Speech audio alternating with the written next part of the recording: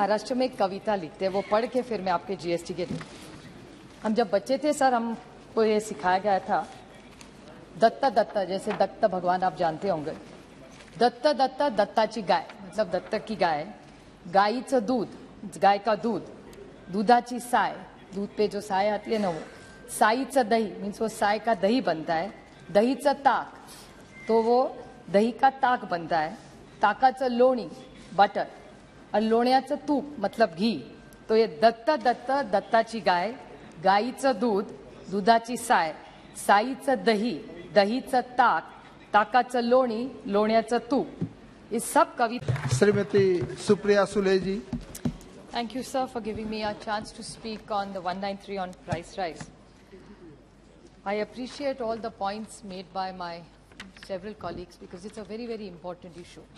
And endlessly everybody has repeatedly talked about Sushma ji. Sushma ji यहाँ खड़ी होके महंगाई पे जब चर्चा करते थे, हम वहाँ बैठते थे, अभी भी मुझे याद है उनका एक एक शब्द तब का, कि तभी महंगाई पे हम पे टीका टिप्पणी जो करती थी, बहुत शांति थी, हम सुनते थे, क्योंकि हमको लगता था वो कुछ फीडबैक दे, और हमेशा उनके भाषण में कुछ सुझाव होते थे और हम उनके सुझाव सुनते थे और उन पर अमल करने की कोशिश भी हमारी यूपीए की सरकार करती थी। आज निशिकांत दुबे जी जब कह रहे थे बड़े बड़े नंबर्स और 60 सालों की, बहुत अच्छा हिस्ट्री लेक्चर सुनाया उन्होंने, बहुत सारी बातें 60 साल की बोली उन्होंने, लेकिन अभी उनको भी वहाँ बैठे 8 साल हो गए। मैंने पिछली बार एक बार बोला था, फिर दोहराना नहीं चाहती थी, लेकिन उनका 60 साल का हिस्ट्री का लेक्चर इतना लंबा चला, तो मुझे सिर्फ उनको याद दिलाना एक बार कि 8 साल बहुत होते हैं। नहीं, बहू भी शादी होके जब घर आती है ना, तो 8 साल के बाद शादी में कोई नहीं सुनता कि ये लेगेसी इश्यूज है, मेरी सास के टाइम से चल रहा है। 8 साल में वो बहू उस घर की फुल फ्लेज मेंबर हो जाती है। तो यही महंगाई का प्रॉब्लम है। मुझे उनके शब्द सुषमा जी के याद है, जो आज इनके भाषण पे पूरे लागू होते। फैसदी की भाषा आम आदमी नहीं समझता, आम आदमी केवल वो भाषा समझता है उसके जेब से क्या निकल रहा है और उसके बदले में उसको क्या मिल रहा है। मेरी दोस्त और सहकारी कनिमोजी जी ने एक बच्चे के बारे में बोला, वो बात सही है। कीर्ति दुबे 6 साल की, आज सारे पेपरों में उसने जो खत लिखा है, बहुत अच्छे अक्षर में उसने लिखा है। मैं सिर्फ सरकार को पूछना चाहती हूँ, आज एक 6 साल की बेटी माननीय प्रधानमंत्री जी को खत लिख रही है और इनका ही नारा है, बेटी पढ़ाओ और बेटी बढ़ाओ। अगर इस भारत की बेटी लेके जा रही है एक खत, एक पेंसिल के लिए, और किसके लिए, कि जो पढ़ाई हम देश में सर्व शिक्षा अभियान सा प्रोग्राम जो अटल जी ने लाया था, बहुत अच्छा प्रोग्राम था, जो हमने भी आके लिया जब हमारी सरकार थी तब, लेकिन किस किस पे इन्होंने जीएसटी लगाया, मैं आपको एक बार पढ़ के बता दूं। अभी ये जीएसटी के मामले में, अभी हमारे यहाँ महाराष्ट्र में एक कविता लिखते हैं, वो पढ़ के फिर मैं आपके जीएसटी के लिए। हम जब बच्चे थे सर, हमको ये सिखाया गया था, दत्ता दत्ता, जैसे दत्त भगवान आप जानते होंगे, दत्ता दत्ता दत्ताची गाय, मतलब दत्तक की गाय, गाईचं दूध, गाय का दूध, दुधाची साय, दूध पे जो साय आती है ना, वो साईचं दही, मीन्स वो साय का दही बनता है, दहीचं ताक, तो वो दही का ताक बनता है, ताकाचं लोणी, बटर, और लोण्याचं तूप मतलब घी, तो ये दत्त दत्त दत्ताची गाय, गाईचं दूध, दुधाची साय, साईचं दही, दहीचं ताक, ताकाचं लोणी, लोण्याचं तूप, ये सब कविता सुन सुन के हम बड़े हुए। इस पे दत्त गुरु भगवान और गाय दोनों छोड़ पे सब पे आपने जीएसटी लगा दिया है। सही है? नहीं, भगवान पे अभी तक नहीं लगाया। आप सोचिए, paneer, curd, lassi, jaggery, sugar, natural, puffed rice, मुरमुरा, हमारे सारे कलकत्ते के दोस्त कब से बोल रहे हैं उसके बारे में, मूरी के बारे में, rice, wheat, tender coconut, rice flour, और निशिकांत जी गेहूं के बारे में बहुत अच्छा बोल रहे थे, मुझे अच्छा लगा उनका सुन के। वो कह रहे थे कि इस देश के हर गरीब को हम खाना दे रहे हैं, अच्छी बात है। कोई जब देश का प्रधानमंत्री जो शोषित है, पीड़ित है, वंचित है, उसको जब खाना देता है तो उसकी दुआई लेके जाता है और फिर हिसाब नहीं मांगता। माँ बाप सरकार होती है। जब माँ रोज बच्चे को खाना खिलाती है ना, तो उसके आभार नहीं मांगती, वो उसका हक है। माँ प्यार से खाना खिलाती है और बच्चा प्यार से वो आशीर्वाद समझ के खाना खाता है। इसको अन्नपूर्णा इस देश में कहते हैं।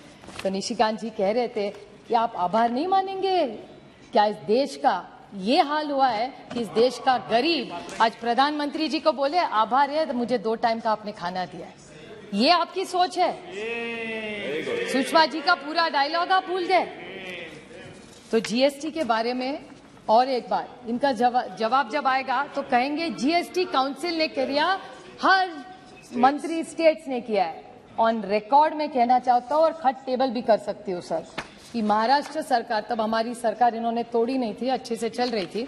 तो जब चल रही थी तो महाराष्ट्र की तब की महाविकास आघाड़ी सरकार ने इन्हें ऑन रिकॉर्ड खत लिखा था कि ये सब मत करिए।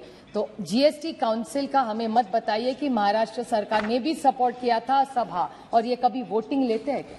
बहुत सारी चीजें मैंने पिछली बार भी माननीय वित्त मंत्री से पूछा था कि ऐसी कौन सी चीजें हैं जो ऐसी है कि या नहीं भी ऑन रिकॉर्ड वो हाँ या ना में जवाब दे कि आप सारी चीजें जीएसटी काउंसिल में जो पास होती है वो यूनानिमसली होती है, अगर नहीं होती तो किस राज्य ने विरोध किया, ये हमसे दूध का दूध और पानी का पानी हो जाए, ये साफ हो जाए। क्योंकि हम सुन के थक गए कि जीएसटी काउंसिल, ये तो अच्छा इनको मिल गया, मेजोरिटी सीन की है, एक बड़ा बहाना हो गया। डीमोनेटाइजेशन के बारे में बहुत सारे लोगों ने कहा, मैं सिर्फ इनको याद दिलाना चाहती हूँ। निशिकांत जी ने कहा कि 60 साल में ये पॉलिसी गलत हुई। ठीक है, बहुत सारी हमारे से गलतियां हुई, यही तो इसीलिए यहाँ है, नहीं तो वहां बैठे रहते। शायद हुई भी होगी गलती हमारे से, जो काम करता है सर वो गलती करता ही है, कोई बात नहीं, और गलती तो हो गई। लेकिन आप सोचिए, डीमोनेटाइजेशन की बात हो रही थी, किसी ने पहले, मैं बोलने नहीं वाली थी लेकिन मैं सिर्फ टिप्पणी कर रही हूँ छोटी सी इस पे, बांग्लादेश के बारे में, श्रीलंका के बारे में किसी ने बोला। The Bangladesh today is an export, remittance and agriculture driven economy and we were doing well together. क्या हुआ? Demonetization हो गया, उसके बाद क्या हुआ? India grew at 3.7 and Bangladesh grew at 8.2 and the only reason was demonetization। और क्या पाया? मैं दोहराना नहीं चाहती जो मेरे पहले वक्ता बोले हैं, लेकिन इतना पैसा मिल रहा है। You are absolutely right when you talked about it. I want to even ask the Honorable Finance Minister about how much money is in circulation. The CIC, he has quoted a lot of numbers. Anybody who knows, I'm not a finance expert, nor am I an economist, but this much little I know in finance, that whenever you overprint money, which is probably the right thing when you need it because you wanted to rise demand, so you needed to bring in the cash. I appreciate that. But everybody knows whenever you print extra notes, it leads to inflation. It's a very common economic knowledge. You don't need to be very smart for that. So in that case, when you are looking at reducing monies, why did you print so many notes? And what is the exact amount of in circulation? Because here at one level, you keep telling people to go to banks. I want to just bring this to your knowledge very quickly, that you are encouraging people to going to the banks, which is welcome. We've all worked very hard to make sure everybody in our constituency all goes to the bank. Sir, आपको पता है खर्चा कितना होता है? अगर आप ATM withdrawal करें तो पता है कितने बार? Many banks allow up to 5 free transactions. So every time you, after the 5th time in some banks, आप पैसा निकालने जाओगे तो आपको पैसा देना पड़े, खुद के पैसे निकालने के लिए। व्हाइट का पैसा जो इन पे विश्वास रखे आप बैंक में रख रहे हैं, वो खुद का पैसा निकालने के लिए हमको पैसा देना पड़ रहा है। Debit card annual fee, now what is the debit card annual fee? 99 to 75th, और बेचारे का घूम गया कहीं हो सकता है उसको 200 रुपया उस पर और देना पड़ेगा अगर नया कार्ड बनाओ। बैंक स्टेटमेंट जो हक का अपना है, आपको प्रिंट चाहिए तो 50 या 100 रुपया। Money transfer to RGTS, money transfer to NEFT, service charges of basic bank, cash withdrawal from bank, checkbook charges. So at the rate we are going, only like that guy का दत्ता का problem, bank में भी वही problem है. Only going and getting out of the bank is free. Rest you have to pay for everything you have to. Yes, pay. So I really want to ask this government, what is their thinking? Nishikant ji talked extensively about LPG. I just want to ask him one small question. I won't repeat all the points my earlier colleagues have said. But he said that the price was the same. But he forgot to mention that the government was paying the subsidy that time. The UPA government never let the cylinder go about 300 and 400. So where is this magic number of 1,000 that he's creating from? Yes. Only he knows. Maybe we'll get a reply for it. Somebody talked about the falling rupee. I still remember Sushma ji, and it had pained me, so I'd like to quote her here. जैसे जैसे currency गिरती है वैसे वैसे देश की प्रतिष्ठा भी गिरती है. So last just two small questions I want to ask her. I just want to ask her two very small questions. He talked about this cess question. I've never got a reply from this government. This government charges cess for primary education, secondary education, health, GST compensation, additional excess. So much cess gets collected. There are 12 ways you collect cess. Why don't you give this to the poor consumer? I think we need to, they deserve to do it. They talked about two very small points I want to just ask about this U-turn of this government.